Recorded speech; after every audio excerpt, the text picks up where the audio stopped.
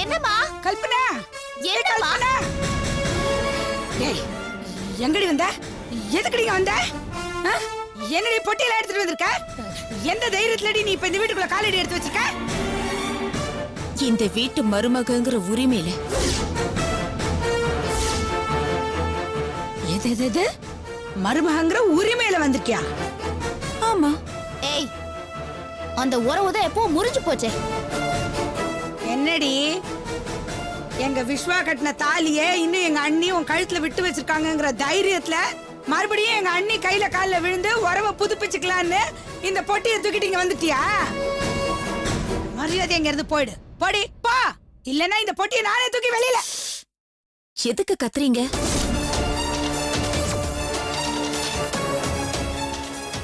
உங்க 2 பேருக்கும் சொல்றேன், நல்லா கேட்டுக்கோங்க. நீங்க 2 பேரும் என்னென்னமோ சதி வேலை பண்ணி என் மேல இல்லாத வீண் பழி எல்லாம் போட்டு என் வாழ்க்கைய நாசமாக்கிட்டீங்க. நீங்க பண்ண சதி வேலைகளை என் அத்தைக்கு தெரியப்படுத்துறதுக்காக நான் எவ்வளவோ கெஞ்சின கதறினேன். ஆனா அது அவங்க காதுல விழவே இல்லை. ஏன்னா விழ விடாதபடி நீங்க பண்ணிட்டீங்க. ஆனா இனிமே எப்படி நடக்காது, நடக்கவும் விட மாட்டேன்.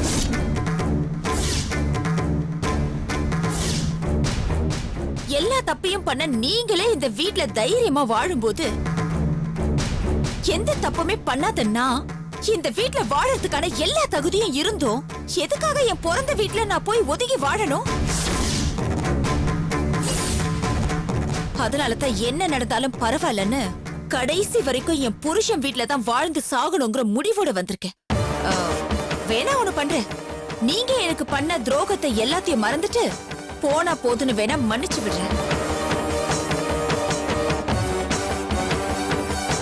இது நான் வாழ வேண்டிய வீடு. மரியாதையா 2 பேரும் இங்கிருந்து கிளம்பிடுங்க. அதை விட்டுட்டு இனிமேலும் இங்கேயே இருந்து என்ன வாழ விடாம தடுக்கணும்னு நினைச்சீங்க, உங்க 2 பேரையும் அடிச்சு கழுத்து பிடிச்சு வெளியில தள்ளுறது கூட நான் தயங்க மாட்டேன். நிறுத்திடி.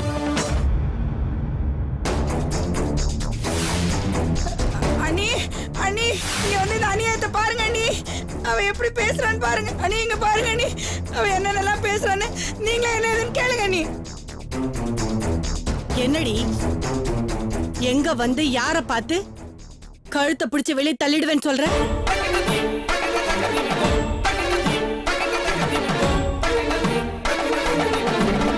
என்னடி அழுது பார்த்த? என் காலை பிடிச்சு கெஞ்சி பார்த்த? உன் கேடுகட்ட டிராமாவை பார்த்து நான் ஏமாறாம கடைசி வரைக்கும் உன்னை வீட்டுக்குள்ள சேர்க்காம போனதுக்கு இப்ப அடாவடி பண்ணியாவது இந்த வீட்டுக்குள்ள வந்து பூந்துக்கலான்னு திட்டம் போட்டு வந்திருக்கியாடி? ஐயோ அத்தை, நான் சொல்றது கொஞ்சம் பேசாத, ஒரு வார்த்தை கூட பேசாத. என்னடி சொன்ன? என் அண்ணியையும் என் மருமகளையும் நீ கழுத்தை பிடிச்சு வெளிய தள்ளிடுவியா? அதுக்கு நான் சும்மா விட்டுருவனா? இத பாருடி, யாரு கழுத்தை யாரு பிடிச்சு தள்ளுறாங்கன்னு இப்ப பாக்குறியா? அண்ணி, உங்க கழுத்தை பிடிச்சுதானே அவ வெளிய தள்ளுறேன்னு சொன்னா, நீங்களும் அவ கழுத்தை பிடிச்சு வெளிய தள்ளுங்க. தள்ளுங்க. அத்தை, நான் சொல்றது கொஞ்சம் கேளுங்க அத்தை. நீ சொல்றத நான் என்னடி கேக்குறது? அண்ணி, என்ன பாத்துட்டு நிக்கிறீங்க? கொஞ்சம் வெளிய தள்ளுங்க. அத்தை, வேண்டாம், நான் சொல்றது கொஞ்சம் கேளுங்க. நான் சொல்றது கொஞ்சம் கேளுங்க. இவங்க விடுங்க.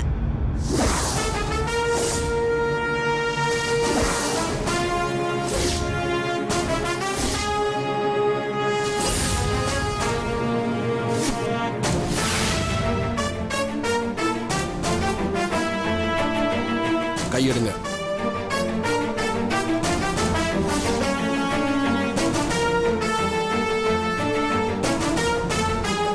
என் பொண்டாட்டி கழுத்துல இருந்து கையெடுங்கன்னு சொன்னேன்.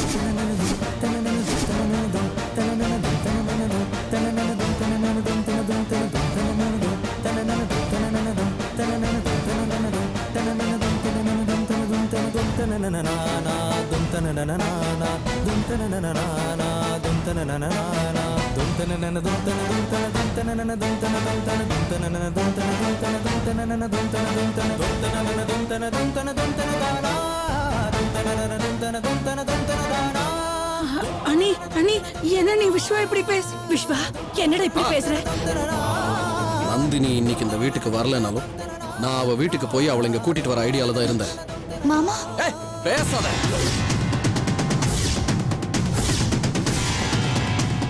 நிறுத்து, இத்தோட நிறுத்து. இதுக்கு மேலேயும் உன்னையும் ஆத்தாக்காரியும் நம்பி ஏமாறதுக்கு நான் தயாரில்ல. நான் மட்டும் இல்ல, எங்க அம்மாவையும் நம்ப விட மாட்டேன்.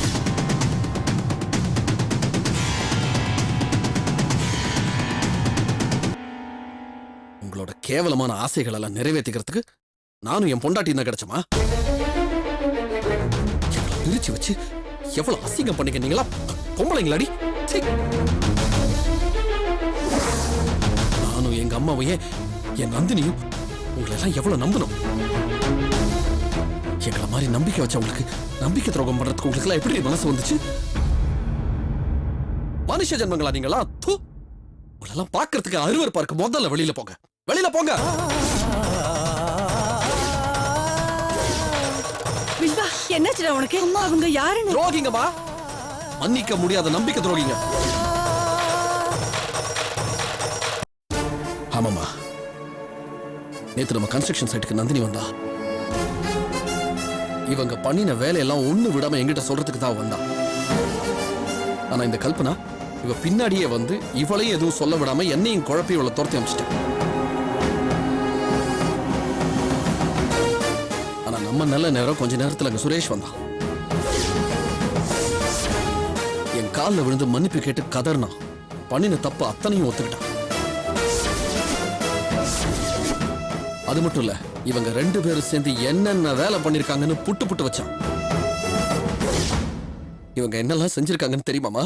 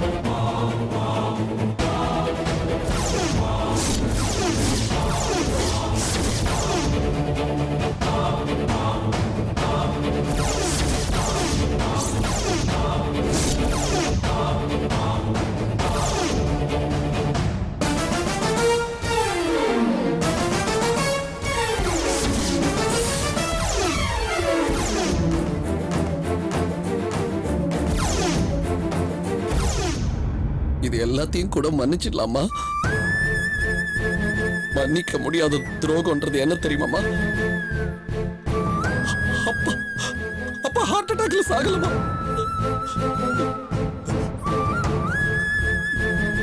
இந்த 2 பாவிகளும் கொலை பண்ணாங்கம்மா. அப்பா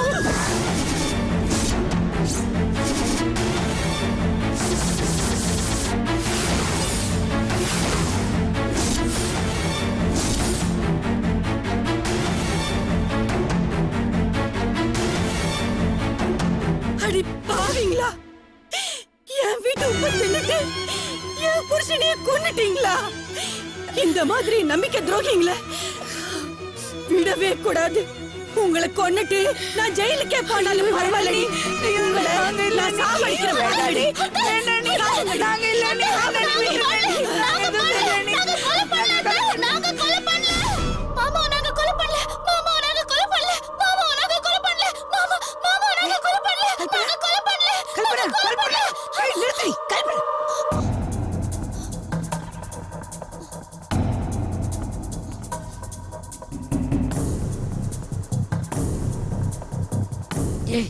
என்னடி அது?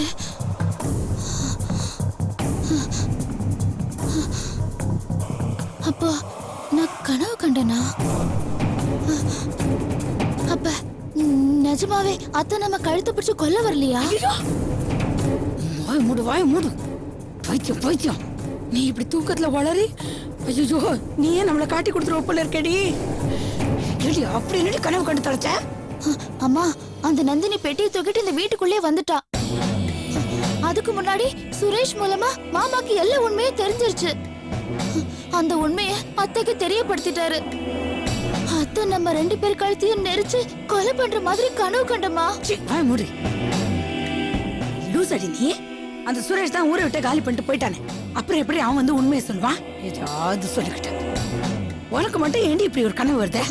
இல்லம்மா, இப்ப கனவு கண்ட விஷயம் உண்மையிலேயே நடந்துருமோன்னு பயமா இருக்குமா. ஏய், எதை வச்சுடி சொல்ற? இல்லம்மா, அந்த நந்தினி இன்னும் விடாம விஸ்வா மாமாவை தொந்தரவு பண்ணிக்கிட்டே தான் இருக்கா. என்னடி சொல்ற? ஆமாமா, இன்னைக்கு கூட மாமா சைட்டுக்கு போனதை எப்படியோ தெரிஞ்சுக்கிட்டு அவ அங்க வந்துட்டா. நல்ல வேளை, எல்லா உண்மையும் அவ சொல்றதுக்கு முன்னாடி நான் சாப்பாடு எடுத்துக்கிட்டு அங்க போயிட்டேன். அதனால அவளை எதையும் சொல்ல விடாம மாமா கிட்ட அவளை தயவு செஞ்சு போ சொல்லுங்க. இல்லைன்னா இவ வந்து சந்திச்ச விஷயத்த அத்தை கிட்ட சொல்லிடுவேன்னு சொன்ன உடனே மாமா அவளை உடனே அனுப்பிட்டாரு. அவ வந்த விஷயத்த அத்தை கிட்ட சொல்ல வேணாம்னு சொன்னாரு. முட்டாள், இதை ஏண்டி நீ என்கிட்ட அப்பவே சொல்லல? இன்னைக்கு நீ எதாச்சியா போன தடுத்துட்ட. எல்லா நாளும் இதே மாதிரி அவளை கண்காணிச்சுட்டே இருக்க முடியுமா? இல்ல அவதான் சும்மா இருப்பாளா? நீ கனவு கண்ட மாதிரி அவ அந்த சுரேஷ் எப்படியாவது தேடி கண்டுபிடிச்சு விஸ்வா கிட்ட எல்லா உண்மையும் சொல்ல வச்சுட்டா முடிஞ்சதுடி நம்ம கதை. நம்ம இத்தனை நாள் பட்ட கஷ்டம் அத்தனையும் வீணா போயிடும். விடக்கூடாதுடி. அவளுக்கு நாம உடனே அடுத்த அடிய குடுக்கணும். என்னம்மா செய்ய போற? யோசிச்சு காலையில சொல்றேன். இப்ப நீ பாடு, ஆனா தூங்காத. ஆ? தூங்கினா மறுபடியும் பயத்துல வளருவ.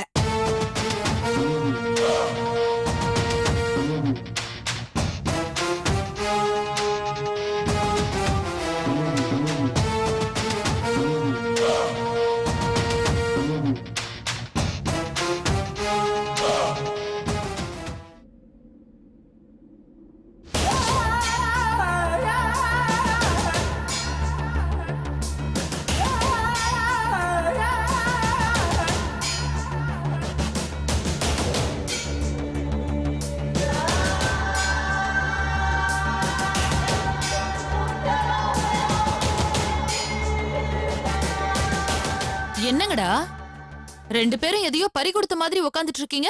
அக்கா பறி கொடுத்துருவோம்னு தான் யோசனையா இருக்கு.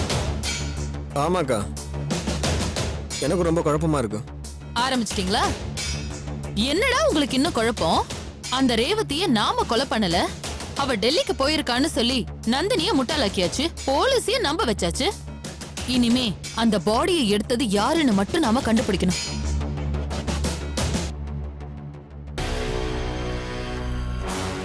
அதை விட்டுட்டு எதுக்கு தேவையில்லாத விஷயத்தெல்லாம் கற்பனை பண்ணிட்டு இருக்கீங்க? இனிமேதாங்க பிரச்சனை வரதுக்கு வாய்ப்பு இருக்கு. எதை வச்சு சொல்ற? டெல்லிக்கு போன ரேவதி திரும்ப இங்க வந்ததுக்கு அப்புறம் பேசிக்கலான்னு தான் போலீஸும் ரேவதியும் இப்போதைக்கு அமைதியா இருக்காங்க. ஆனா அந்த அமைதி எத்தனை நாள் நீடிக்கும்? போலீஸ் விட்டாலும் அந்த நந்தினி விட மாட்டா. எங்க என் தங்கச்சின்னு கேட்டு ஏதாவது ஒரு வகையில நமக்கு தொந்தரவு பண்ணிக்கிட்டே தான் இருப்பா. நீங்களே இவ்ளோ யோசிச்சிருக்கும் போது நான் யோசிச்சிருக்க மாட்டேனா?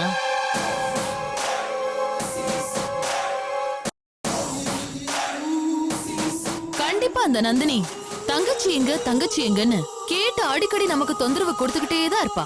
அதுக்கு நாமளும் சலிக்காம பொய்யான பதில சொல்லிக்கிட்டே தான் இருக்கணும். இப்ப பிசினஸ் விஷயமா டெல்லிக்கு போன ரேவதி அதே பிசினஸ் விஷயமா யூகே போயிட்டா, யுஎஸ்க்கு போயிட்டா, செவ்வாய் கிரகத்துக்கு போயிட்டா, நிலாவுல ரெஸ்ட் எடுக்கறான்னு மாத்தி மாத்தி எதையாவது சொல்லிக்கிட்டே இருக்க வேண்டியதான். என்ன நாம சொல்ற பொய்க்கேத்த மாதிரி ஒரு ஆதாரத்தை ரெடி பண்ணி வச்சுக்கணும். அன்னைக்கு ரேவதி டெல்லிக்கு போயிட்டான்னு நந்தினிய நம்ப வைக்க மொபைல்ல புக்கிங் டிக்கெட் கன்ஃபர்மேஷனை காட்டின மாதிரி. அக்கா அதெல்லாம் சரியா ஒர்க் அவுட் பண்ண முடியுமாக்கா? நாம ஒர்க் அவுட் பண்றது கஷ்டம்தான், ஆனா நம்ம கிட்ட இருக்கிற பணத்துக்கு அது ரொம்ப ரொம்ப ஈஸி. அதனால நீங்க எதை பத்தியும் கவலைப்படாம லைஃப சந்தோஷமா ஜாலியா என்ஜாய் பண்ற வேலைய மட்டும் பாருங்க. கிளம்புங்கடா. இப்படி வீட்லயே அடைஞ்சு கிடக்கிறது உங்க வயசுக்கு பொருத்தம் இல்லாத ஒரு வேலை.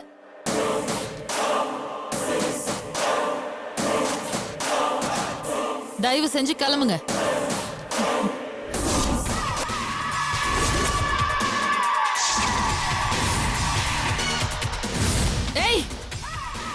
எப்ப இங்க வந்த? நான் உன்னை காஃபி கேட்டனா? என்ன கேட்காம நீ இனிமே மேல வரக்கூடாது, புரியுதா? போ, கீழே போ.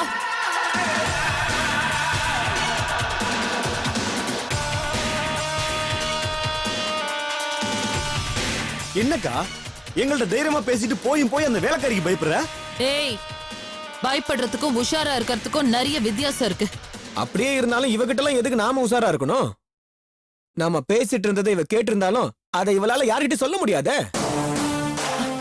அப்படி சொல்லாத மகேஷ். வாய் பேச முடியாதவங்களால தான் நிறைய விஷயத்த ரொம்ப தெளிவா எல்லார்கிட்டயும் கன்வே பண்ண முடியும். ஊமங்கிறது ஊனம் கிடையாது, அது ஒரு இன்டர்நேஷனல் லாங்குவேஜ். அந்த லாங்குவேஜால எல்லாருமே ஈஸியா எல்லாத்தையும் அண்டர்ஸ்டாண்ட் பண்ணிக்கலாம். அக்கா அவ அப்படிலாம் சொல்ல மாட்டாக்கா. ஏன்னா அவ இப்ப ஊமையா இருக்கிறது காரணமே நீதானே. அந்த பயம் சாகுற வரைக்கும் அவளை விட்டு போகாது. அப்படியே டவுட்டா இருந்தா சொல்லு, இப்பவே காதும் கேட்க விடாம கண்ணும் பார்க்க விடாம பண்ணிடலாம். வேண்டாம், அதெல்லாம் ஒண்ணு வேண்டாம்.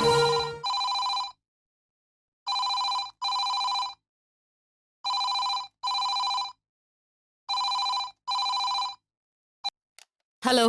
என்ன ரதி தேவி, சௌக்கியமா இருக்கியா?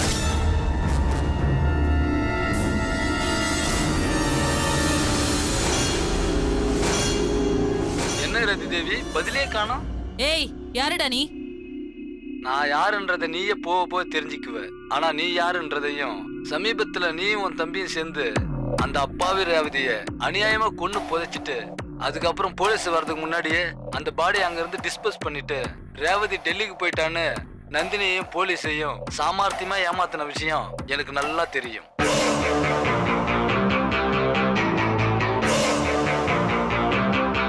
அடி பாவீங்களா, அந்த பொண்ணு முகத்துல உன் தம்பி ஆசிட் அடிச்சதால தானே அவ அக்கா உன் தம்பிய ஜெயில தள்ளனா. ஆனா அவளுக்கு உன் சொத்துல பாதி அக்ரிமெண்ட்டை எழுதி கொடுத்துட்டு உன் தம்பியை காப்பாத்த அவளுக்கு உன் தம்பியை கல்யாணம் பண்ணி வச்சு கடைசியில அந்த அக்ரிமெண்ட்டை திருட்டு வந்து எரிச்சிட்டல. இப்ப அந்த ரேவதியும் கொன்னுட்டீங்களே, உங்களை சும்மா விடலாமா? டேய், நான் யார் தெரியுமா? சும்மா கத்தாத ரதி தேவி, நீ யாருன்னு எனக்கு ரொம்ப நல்லாவே தெரியும்.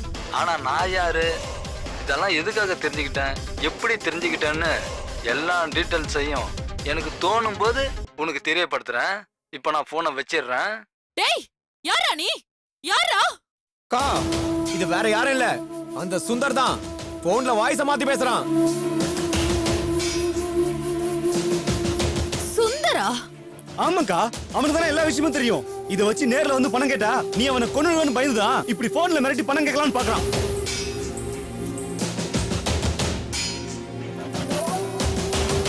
நோ நோ நோ நோ, இந்த அளவுக்கு யோசிக்கிறதுக்கு அவனுக்கு மூளையும் கிடையாது, தைரியமும் கிடையாது. இது வேற யாரோ தான். அவன் இல்ல. நான் கண்டுபிடிக்கிறேன். நான்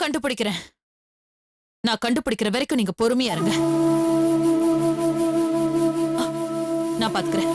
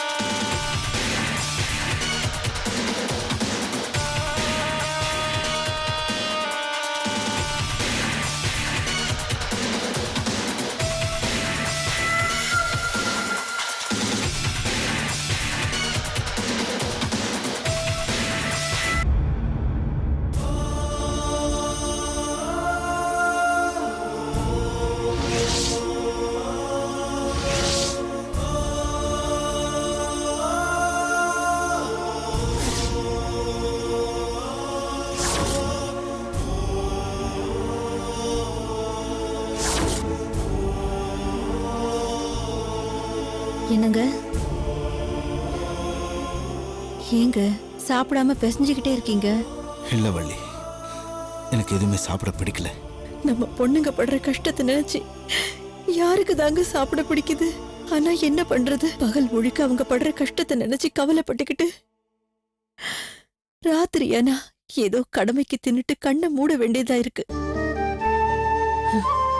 நம்ம பிள்ளைங்களுக்கு தான் நம்மளால ஆறுதல் சொல்ல முடியுதா, இல்ல அவங்களாலதான் நமக்கு ஆறுதல் சொல்ல முடியுதா?